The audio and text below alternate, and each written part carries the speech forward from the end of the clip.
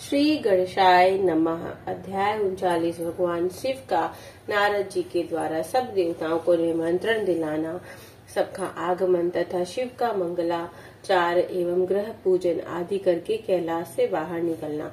नारद जी बोले, विष्णु शिष्य महाप्राग तात विधाता, आपको नमस्कार है। कृपा निधे, आपके मुंह से यह अद्भुत कथा मुझे सुनने को मिली है।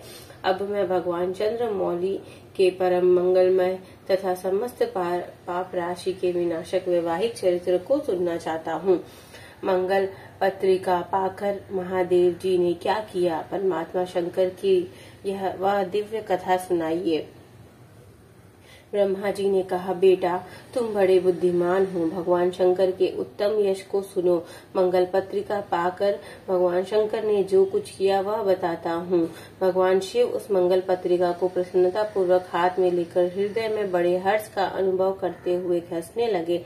फिर उन भगवान ने उसे लाने वाले का सम्मान किया, तत्पश्चात उसे बांधकर विधि पूर्वक स्वीकार किया। इसके बाद हिमाचल के यहाँ से आए हुए लोगों को बड़े आदर सम्मान के साथ विदा किया। तदंतर उन मुनियों से कहा, आप लोगों ने मेरे शुभ कार्य का भली भांति संपादन किया है। अब मैंने विवाह स्वीकार कर लिया है, अतः आप लोगों को मेरे विवाह में आना चाहिए। भगवान शंकर का यह वचन सुनकर वे ऋषि बड़े प्रसन्न हुए और उन्हें प्रणाम एवं उनकी परिक्रमा करके अपने परम सौभाग्य की सराहना करते हुए अपने धाम को चले गए। मुने तदंतर महालीला करने वाले देवेश्वर भगवान शंभु ने लोकाचार का सहारा ले तत्काल ही तुम्हारा स्मरण किया।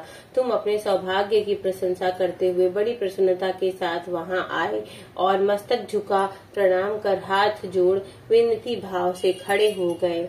तब भगवान शिव ने कहा, नारद तुम्हारे उपदेश से देवी पार्वती ने बड़ी भारी तपस्या की और उससे संतुष्ट होकर मैंने उन्हें यह वर दिया कि मैं पति रूप से तुम्हारा पाणी ग्रहण करूंगा। पार्वती की भक्ति देखकर मैं उनके वश में हो गया, इसलिए उनके साथ विवाह करूंगा। सप्तऋषियों ने लग्न का साधन और शोधन कर दिया, अतः आज से 7वें दिन मेरा विवाह होगा। उस अवसर पर लौकिक रीति का आश्रय ले मैं महान उत्सव करूंगा।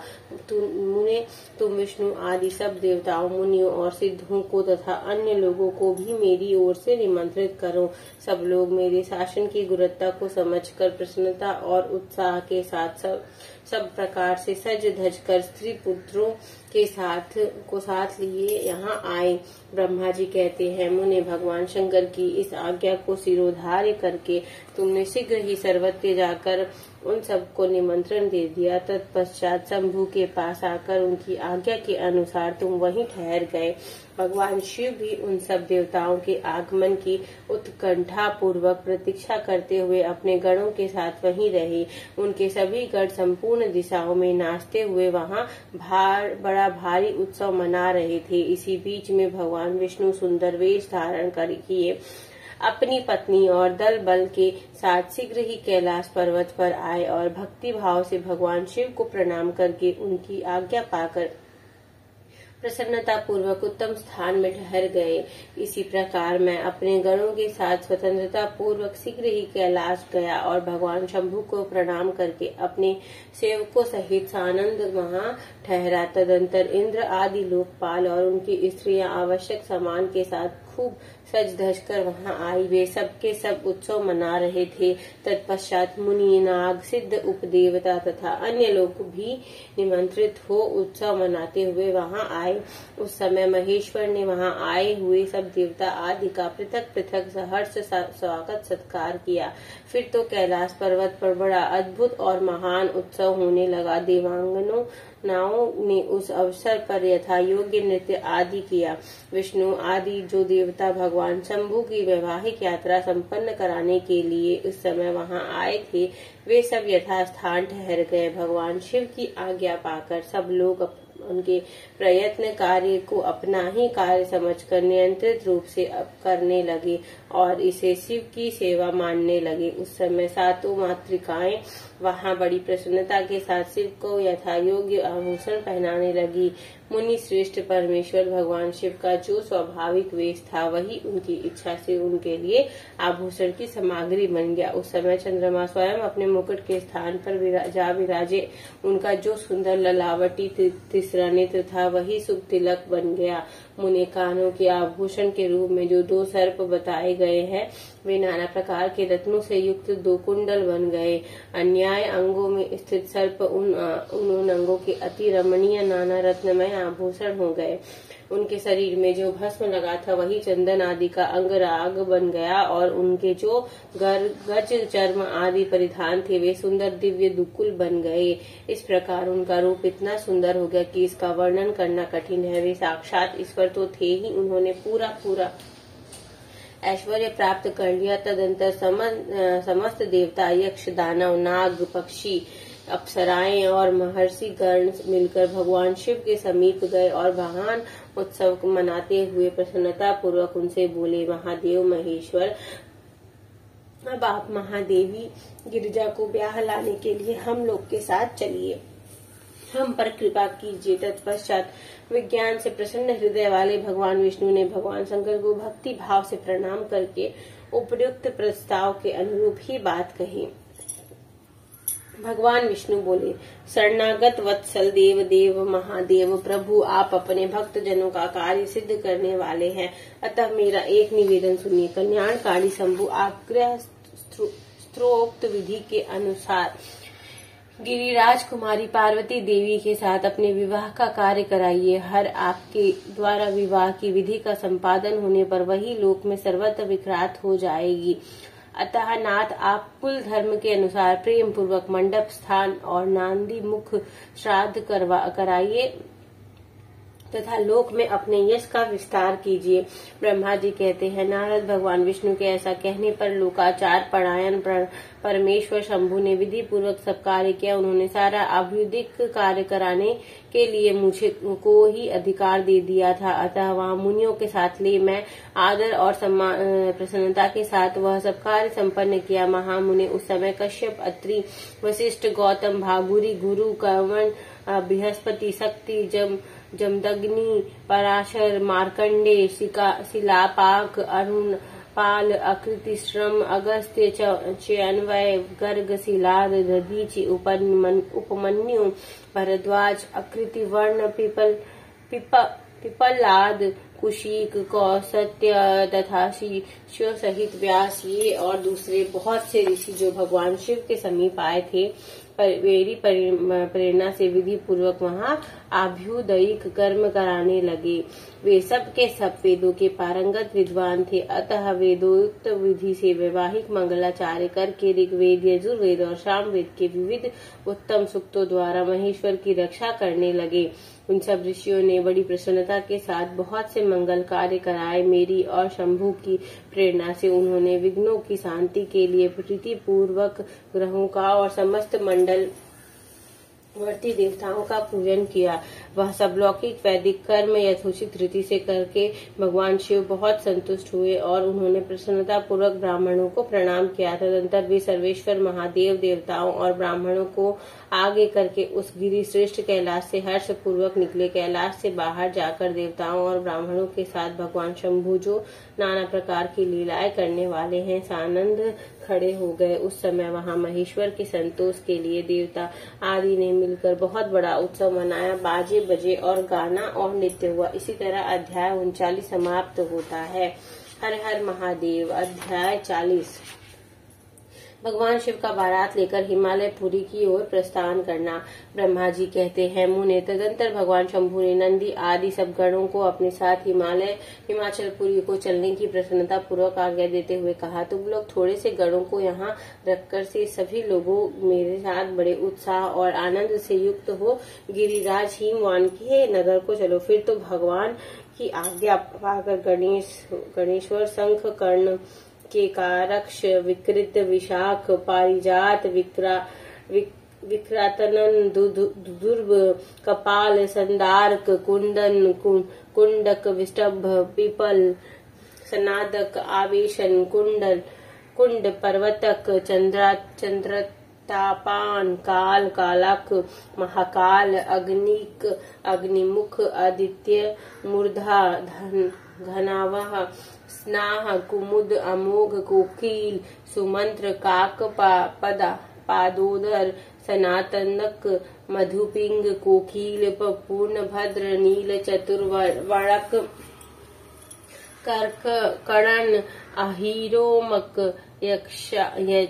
यजाक्ष, सतमन्यु, मेघमन्यु, काष्ठगुण, विरूपाक्ष, सुकेश, वृषभ, सनातन, ताल, केतु, शमुखड़, चैत्र, स्वयं प्रभु, लकुलीस, लोकांतक, दीपात्मा, दैतान्यक, भृगि, रीट, देवादेव, प्रिय, असली, भानुक, प्रमथ तथा वीरभद्र अपने असंख्य कोटि कोटि गणों तथा भूतों को साथ लेकर चले।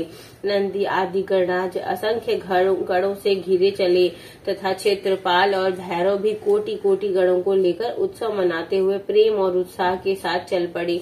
वे सब सहस्त्र हाथों से युक्त थे, सिर पर जटा का मुकुट धारण किए हुए थे। उन सबके मस्तक पर चंद्रमा और गले में नील चिन्ह थे। वे सबके सब त्रिनेत्रधारी थे। उन सब ने रुद्राक्ष के आभूषण पहन रखे थे। सभी उत्तम भस्म धारण किए थे और हार, कुंडल, केरू तथा मुकुट आदि से अलंकृत थे। इस प्रकार देवताओं तथा दूसरे दूसरे गणों को साथ ले भगवान शंकर अपने विवाह के लिए हिमवान के नगर की ओर चले। चंडी देवी रुद्र देवी की बहन बनकर खूब उत्सव मनाती हुई बड़ी प्रसन्नता के साथ वहां जा पहुंची। वे शत्रुओं को अत्यंत भय देने वाली थी। उन्होंने सांपों के आभूषण से अपने को विभूषित कर रखा था। उनका वाहन प्रेत था। उसी पर आरूढ़ हो अपने माथे पर एक सोने का भरा हुआ कलश लिए चल रही थी। वह कलश महान प्रभा पुंज से प्रकाशित हो रहा था। मुने वहां करोड़ों दिव्य भूत गण शोभा पाते थे, जिनका रूप विकराल था। उनके रूप रंग भी अनेक प्रकार थे। इस समय डमरुआओं के डिम डिम घोष से, भेड़ियों की गड़गड़ाहट से और शंखों की गंभीर नाद से तीनों लोक में गूंज उठे थे। दुंदभियों की ध्वनि से महान कोलाहल हो रहा था। वह जगत का मंगल करता हुआ अमंगल का नाश करता था। देवता लोग शिव गणों के पीछे होकर बड़ी उत्सुकता के साथ बारात का अनुसरण करते थे। संपूर्ण सिद्ध और लोकपाल आदि भी देवताओं के साथ थे। देव मंडली के मध्य भाग में गरुड़ के अनुसार बैठकर लक्ष्मीपति भगवान विष्णु चल रहे थे। मुने उनके ऊपर महान छत्र तना हुआ था, जो उनकी शोभा बढ़ाता था। उन पर चंवर डुलाए जा रहे थे। वे अपने गणों से घिरे हुए थे। उनके शोभाशाली पार्षदों ने अपने ढंग से आभूषण आदि के द्वारा विभूषित किया था। इसी प्रकार मैं भी मूर्तिमान वेदों, शास्त्रों, पुराणों, आगमों, सनकादिक महासिद्धों, प्रजापतियों, पुत्रों तथा अन्याय परिजनों के साथ मार्ग में चलता हुआ बड़ी शोभा पा रहा था और शिव की सेवा में तत्पर था। देवराज इंद्र भी नाना प्रकार के आभूषणों से विभूषित हो ऐरावत हाथी पर आरूढ़ हो अपने सेना के बीच से चलते हुए अत्यंत सुशोभित हो रहे थे। उस समय बारात के साथ यात्रा करते हुए बहुत से ऋषि भी अपने तेज से प्रकाशित हो रहे थे। वे शिव जी का विवाह देखने के लिए बहुत उत्कंठित थे। शाकिनी, यातुधान, बेताल, ब्रह्म, राक्षस, भूत, प्रेत, पिशाच, प्रमथ आदि गण, तुम्बरु, उनालद, हाहा और हु आदि श्रेष्ठ गंधर्व तथा किन्नर भी बड़े हर्ष से भरकर बाजा बजाते हुए चले। संपूर्ण जगन माताएं, सारी देव कन्याएं, गायत्री, सावित्री, लक्ष्मी और अन्य देवांगनाएं ये तथा दूसरी देव पत्नियां जो संपूर्ण जगत की माताएं हैं, शंकर जी का विवाह है, यह सोचकर बड़ी प्रसन्नता के साथ उत्तम सम्मिलित होने के लिए गईं। वेदों, शास्त्रों, सिद्धों और महर्षियों द्वारा जो साक्षात धर्म का स्वरूप कहा गया है तथा जिसकी अंग कांति शुद्ध सफीटक के समान उज्जवल है, वे स्वारंग सुंदर वृषभ भगवान शिव का वाहन है। धर्म वत्सल महादेव जी उस वृषभ पर आरूढ़ हो सबके साथ यात्रा करते हुए बड़ी शोभा पा रहे थे। देवर्षियों के समुदाय उनकी सेवा में उपस्थित थे।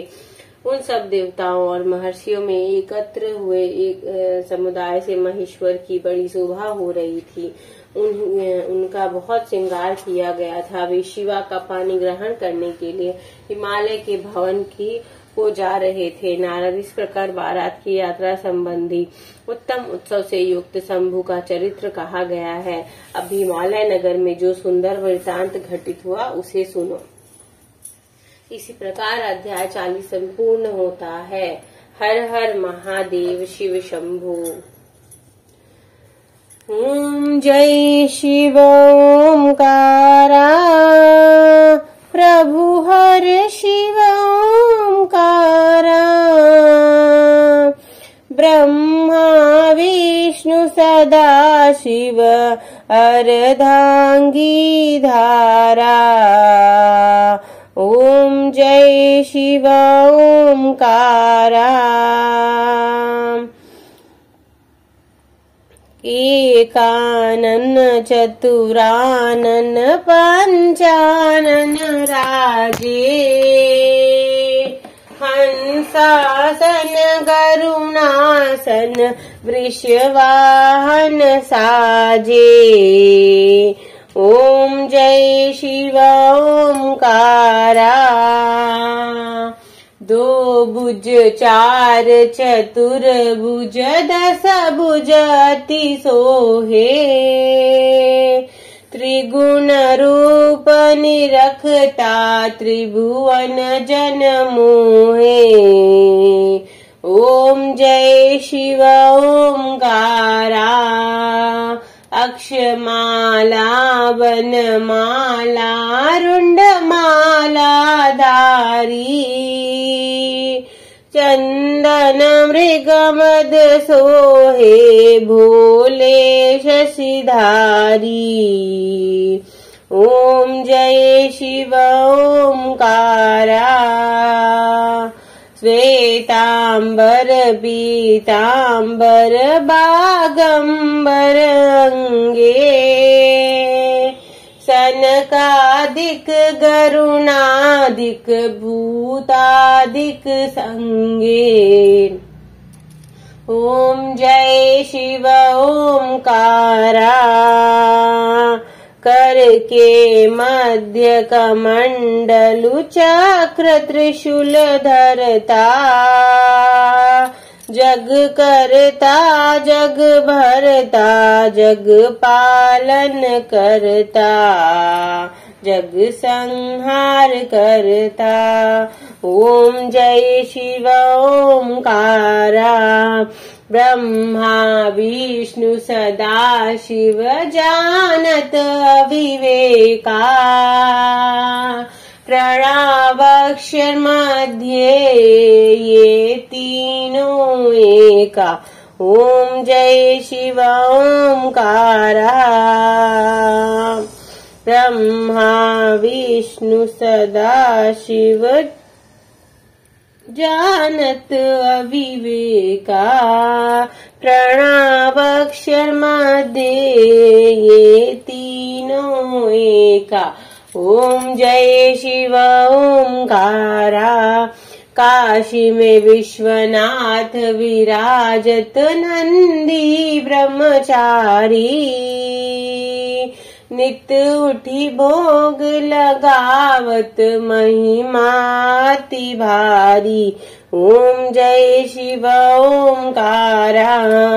त्रिगुण शिव जी की आरती जो कोई नर गावे। कहत शिवानंद स्वामी मन वांछित फल पावे। ओम जय शिव ओंकारा।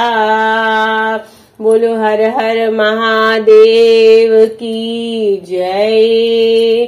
काशी विश्वनाथ की जय। पार्वती पते की जय। शिव शंभु।